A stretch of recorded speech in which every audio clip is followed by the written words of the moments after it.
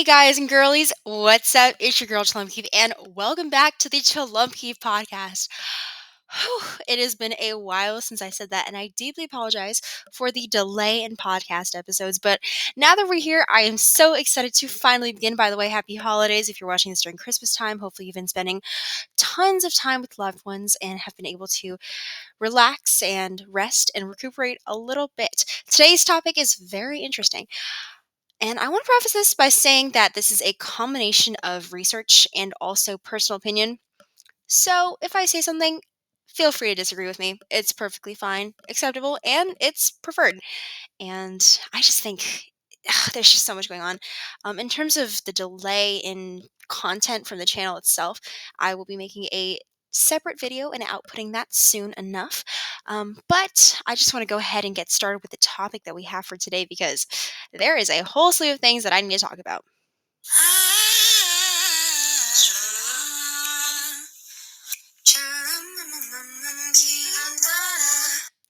All right. I wanted to try something different, and of course, that's where we get the theme. And if it sounds a little bit different, well, you know why. Okay, before we begin, once again, for any new members, welcome to the Chelumpkeif podcast. Here we talk about a whole slew of things: relationships, pet care, mental health. Our last episode was about the illusions associated with social media, illusions I mean. And yeah, we're just here having a jolly good time, and we're going to try to give some input on things that have been circulating in the media or in communities, friend groups, and things of that nature. Okay, well, why did I choose today's topic, and why specifically for this episode? I don't know about you guys, but for me, 2023 was just a lot. Okay. And the reason it was a lot is because a lot of the people that I know had to go through such intense moments when it came to their friendships. They had to break off friendships. I went through a couple of things myself. And it was just a really hectic and almost disastrous, if that's the right word. There's just a lot going on. Um, but now that we're nearing the end, we're making it to New Year's, and in hindsight, I probably should have made this video about New Year's resolutions, but you wouldn't want to click on that. But really, to focus on self improvement and self actualization, we need to figure out what the heck true love and friendship looks like. I know I sure have been wondering because, get head over heels for someone and then they don't even talk to you. Anyways, so I'm probably going to do that a couple times in this episode.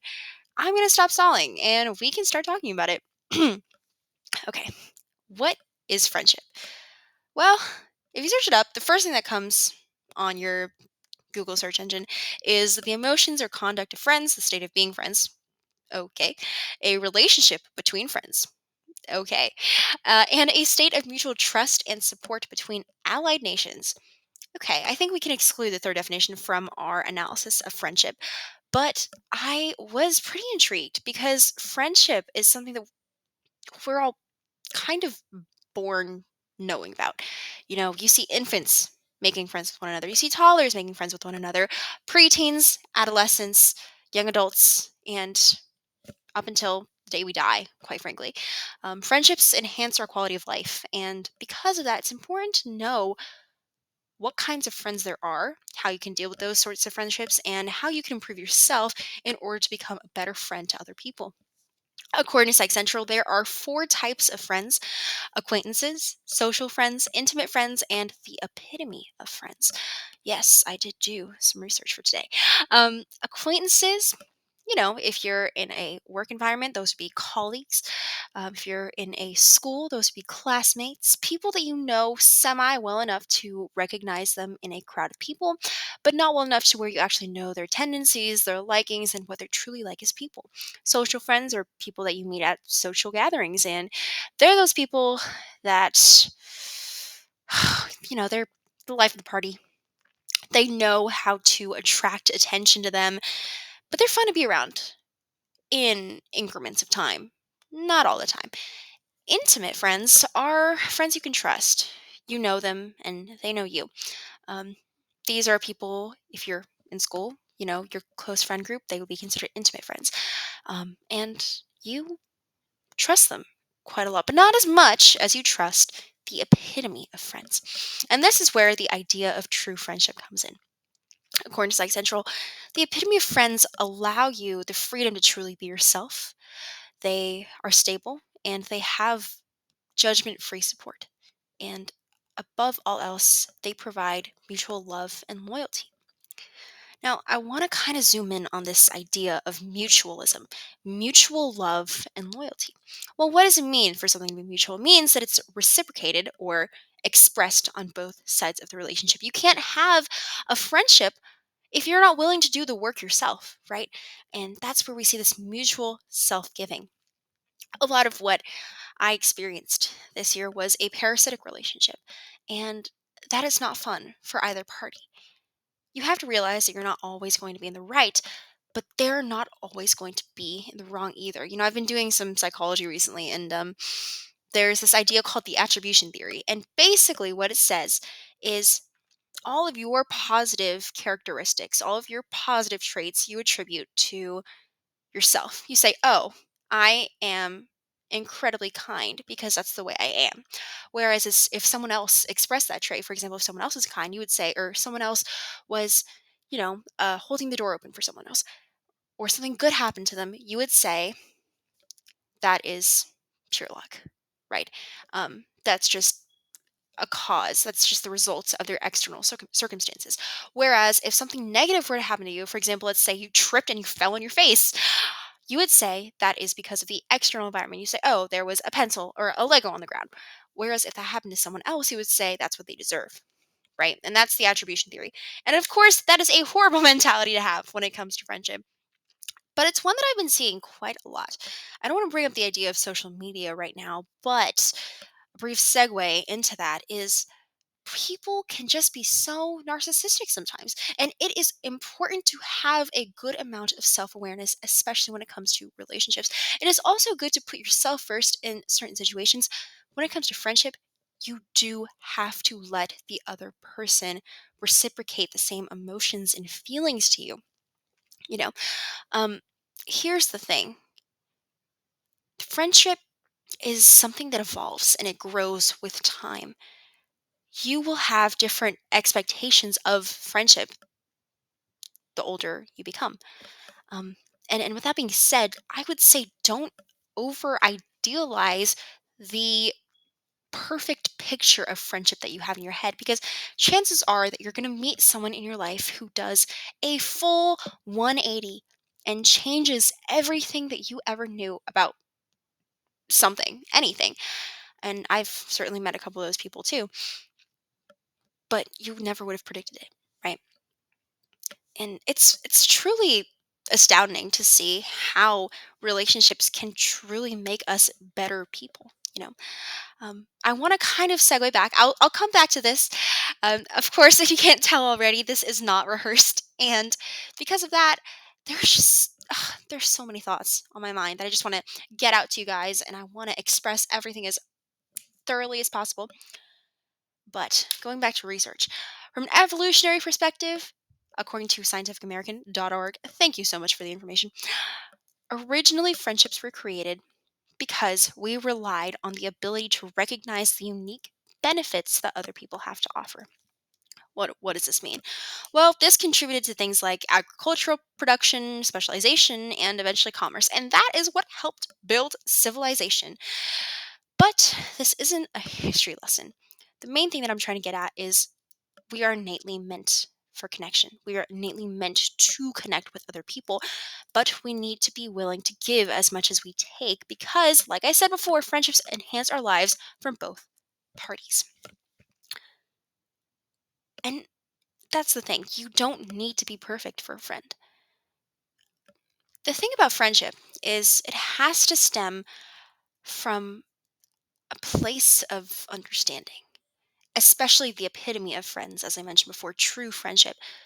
You both need to share similar basic beliefs and values.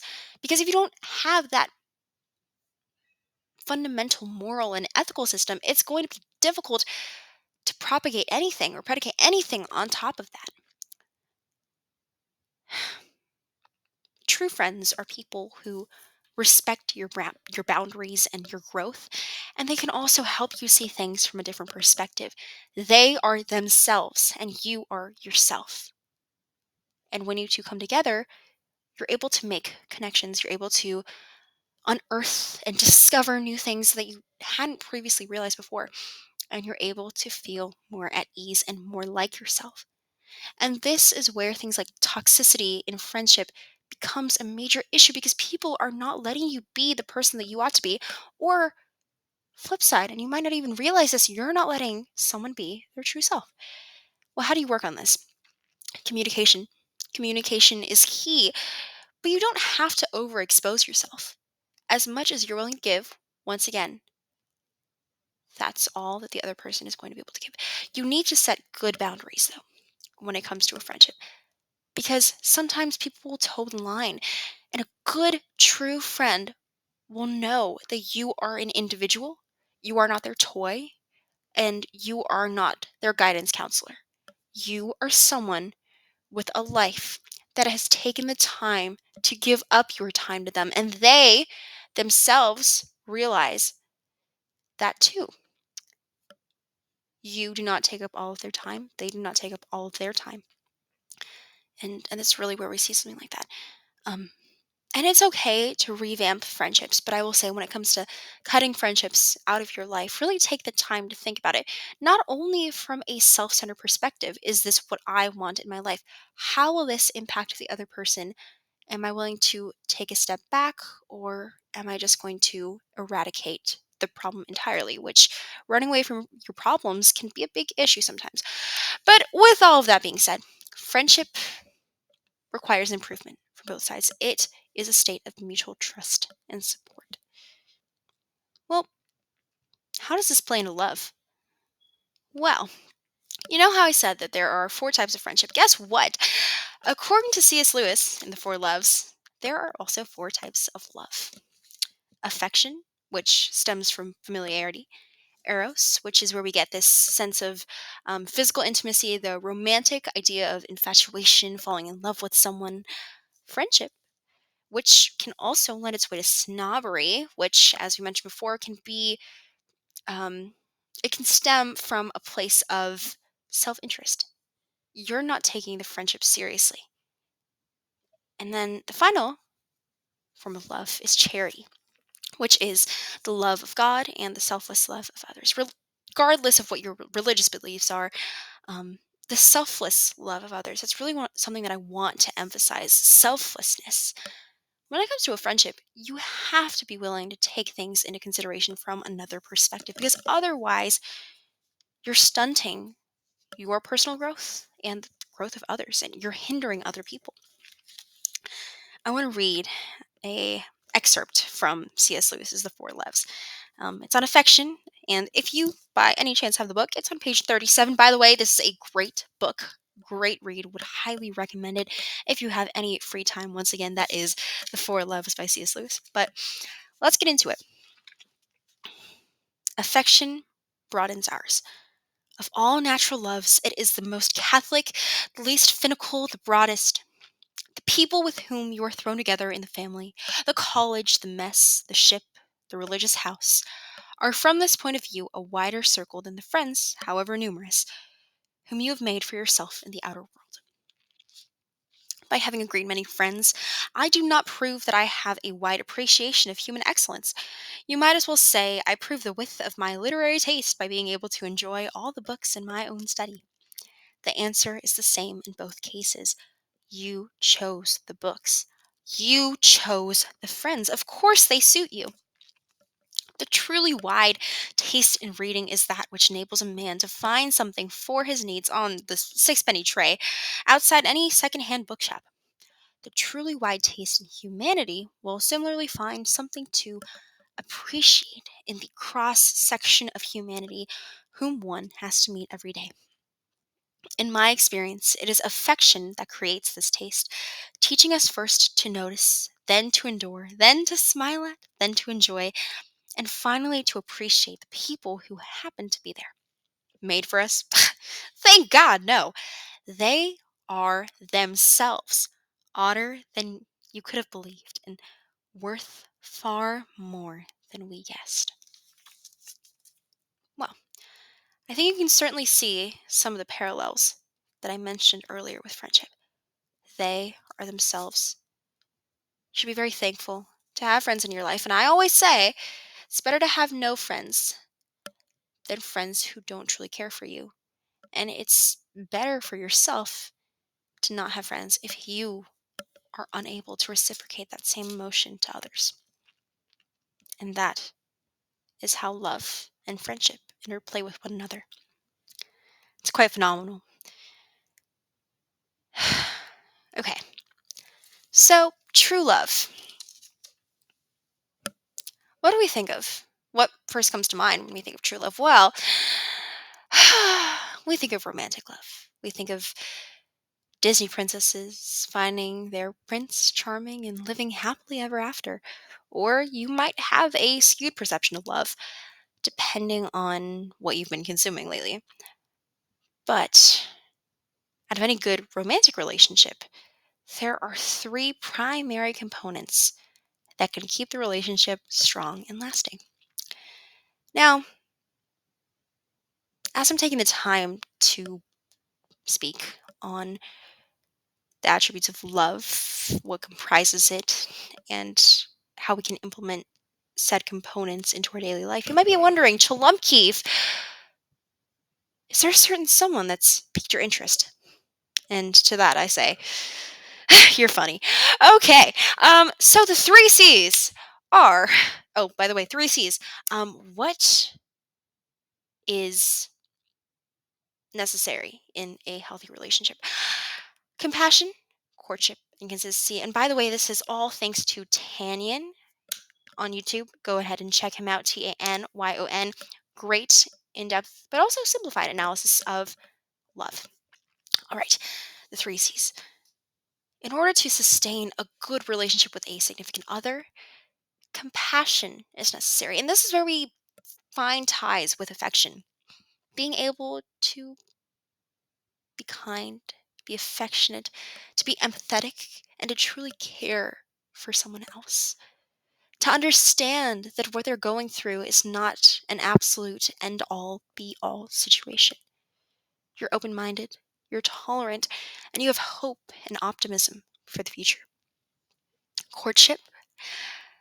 Well, this is where we get things like romantic gestures. Being able to express that you still care about that person, even if it might not seem like it at certain times. But here's the thing, these two don't matter if you don't implement consistency. Doing it frequently, letting them know that they're loved frequently. And if they're not doing the same thing for you, that might be a source of communication, right? And I see this quite frankly too much. People are, you know, overindulgent or completely occupied by their occupational endeavors, their work opportunities, what have you, that they fail to give the other person the time that is necessary. Friendship, true friendship and love stem from time. Taking the time to know someone, taking the time to be vulnerable with said someone, and taking the time to grow together. It is a gradual process. It will always be a gradual process. It takes growth. And once again, you can't expect everything from someone else with both love and friendship. And that is where we find common ground. If you don't know who you are, figure it out. Practice self love. See what life has to offer. And then you can partake in the wonderful thing that is friendship and love. I mentioned earlier affection as the first type of love. And affection is where you get things like neighborly love, family love, people that are in close proximity to you. You start to develop a fondness for, and I really wanted to go in depth into the idea of unconditional love. The idea that you will love someone no matter what happens. Love brightens the world. It makes the world a better place. But it can also rip apart and destroy in a matter of seconds, in a matter of minutes, if you don't take the time to sustain the relationship.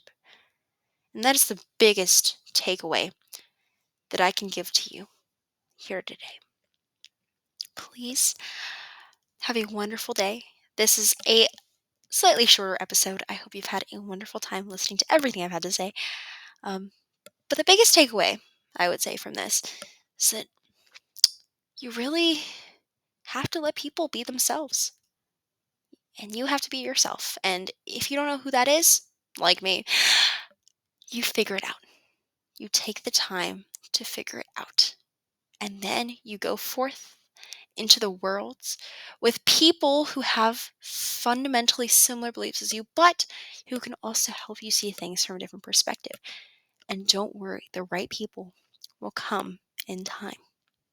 I love you guys so much. Have a wonderful day. Once again, happy holidays. And if you're interested in being a guest on the podcast, feel free to let me know if you know me in real life. If you don't, that is perfectly fine. Leave a comment down below. This was a great episode, and we have plenty more to come. Have a wonderful, wonderful day.